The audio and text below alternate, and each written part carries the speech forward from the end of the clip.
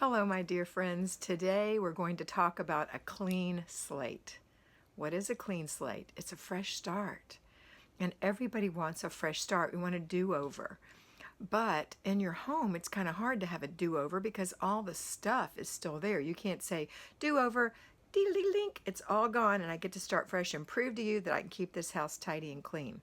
Nope, that's not the way the real world works. So instead, we have to deal with what we have. But the best way to have a clean slate is to have a new day. So if it's the morning time, do a morning routine. Get up and do your morning routine. Get yourself ready, make your bed, wash your face, brush your teeth, moisturize your skin, put on a little makeup, fix your hair, go into the kitchen, empty the dishwasher, put your dishes away, make yourself a little cup of coffee or something good like that, maybe a little breakfast. That's the way you start your day off, with a clean slate. Or you could end it with a clean slate. You could say, you know what, I really messed up today. It's okay. Everyone messes up. FlyLady Kat messes up. We all mess up. We all have those days we feel really rotten about ourselves. And the best way to start over is to start at that moment and say, well, let me do my before bed routine. I'm feeling bad about myself. Let me do the before bed routine. So go take a bath or a shower, wash your face, moisturize your skin. Of course, you're taking your makeup off. Put on your pajamas, lay out your clothes for the next day, look at your planner. If there's nothing in it, put something in it. I know it's hard when you've missed planning for the whole week. A lot of the time you'll be flying by the seat of your pants that whole week. If you can, stop, get a moment to yourself, and plan out the remainder of your week. That's going to make you feel better. If it's earlier in the day, let's say it's the middle of the day and you just realize that you've just been goofing around all day long, go make your bed at least and put the dishes away. If you haven't gotten dressed, get dressed. If you haven't washed your face or brushed your teeth, do those parts of the morning routine that are absolutely necessary. Oh, I forgot to mention swish and swipe. It's part of your routine. It's going to make you feel better. You're going to have a shiny toilet. Okay, shiny sink. Next, if it's the middle of the day, let's do a clutter check. Let's just do a clutter check. Remember again that a clutter check isn't a decluttering. It's simply saying what happened here in the last couple of hours that needs to be put away. We all are clutterers. It's our nature. We're sidetracked. So if you're here, you're probably sidetracked. So you or your family members are clutterers. And I'm a clutterer. I didn't realize I'm doing it.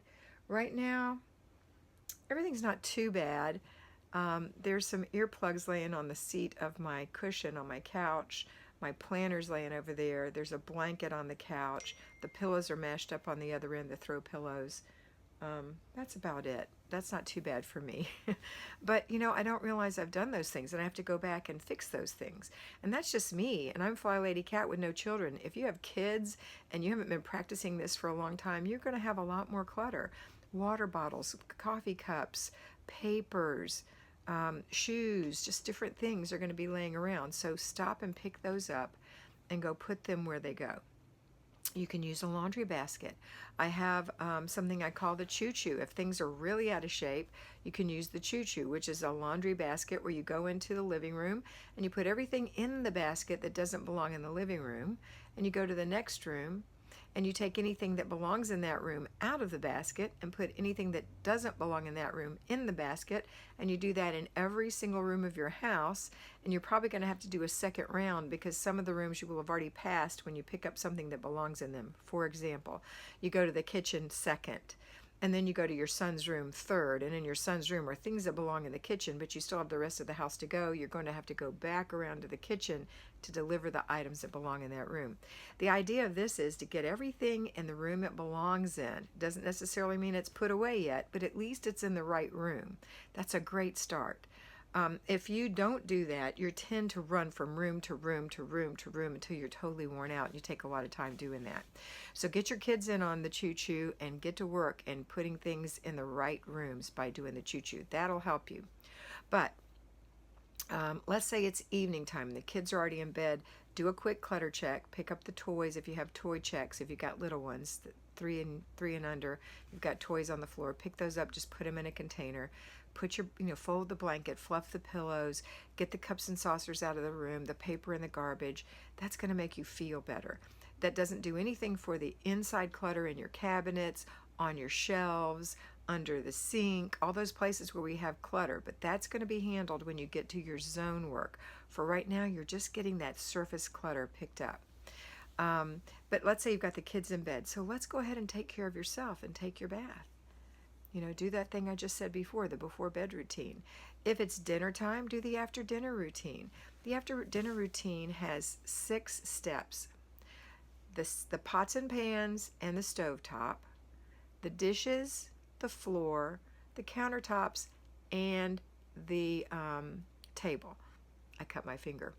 Anyway, 6 things. So if you have 6 people, everybody can do one thing. If you have 4 people, let's say you have 2 kids, let's say they're 11 and 15, your husband and yourself. You've all sat down to eat. You cooked dinner. Then the cook is going to clean the pots and pans and the stovetop. The other 3 people are going to do the remaining 4 jobs. Actually, they only have 3 jobs left because everybody is responsible for their own dishes in the dishwasher. Or if somebody has to wash the dishes, then you're going to have somebody wash the dishes as well. But the other jobs are someone's going to wipe the table, someone's going to sweep the floor, someone's going to clean the countertops. Some of those jobs are less than others. If you're doing this on a regular basis, which is what I recommend, I suggest you make a work chart and then you rotate through those jobs. Just rotate through. If you're always the cook, then you're always going to clean the stovetop and the pots and pans. You can make it easier on yourself by starting with soapy water in your sink so that when you're cooking and you're done with that pot or pan or spatula, you can wash it really quick and get your part done. When the stove is cooled down, you can wipe it off and it all looks nice. Then they're going to sweep and they're going to clean the counters and everybody's going to put their dish in the dishwasher. Again, if somebody has to wash dishes, somebody has to wash dishes. Now, let's say you have a 3-year-old, a 2-year-old, your husband and yourself, and your husband works late. Well, then you're going to fix dinner, put his dinner aside. You're not going to wait dinner for him with your babies. They need to eat early. You might want to wait and eat with him. That's your call. Or you might want to eat with the children, but at least sit with the children. You're going to do the dishes, the pots and pans, and the sink. And let's say you don't have a dishwasher, you're going to wash the dishes, but your little one, your 3-year-old at least, can carry his little plate to the garbage and scrape out the bones or the leftover things that he didn't eat and put that in the sink for you. And his little fork and his little cup. And then you get the baby. And then you're going to wipe the baby off, wipe the little one's hands off, and let him go. Then you're going to wipe the table, you're going to wipe the high chair, you're going to wipe the countertops, you're going to wash those few little dishes, put them in the dish rack, and you're going to sweep the floor. And you're going to feel so much better. When your husband comes home, you just have to warm his meal up, wash his dish, or he can wash his dish, up to you. Sorry, there's something in my eye. Okay. Next is, so once you do that, you're going to feel better. And then that before bed routine, the very last thing you're going to do before you go to bed is you're going to get a new tea towel for your kitchen, the one you had this day that you used for wiping up the counters or whatever. You're going to wipe the sink out with that and go put that in the laundry room to dry. Or for me, I don't have a laundry room, so I'll hang it on the refrigerator bar right there. So my new one goes here and the other one goes there. And I didn't get one out last night. Well, I did have one out actually, but it got wet today. So I put them both in the laundry, which is right there, which is going to be turned on in just a minute. So I need to put a new one out. Sometimes I break the rules a little bit. Okay, so that's how you have a clean slate. You just start where you are and you say, you know what, this isn't the end of the world. I'm going to do this thing and then I'm going to go forward. So we kind of went through your routines of the day and kind of spotty went through it. We went through, I'm doing my laundry. You're going to do some laundry every day if you're an at-home homemaker.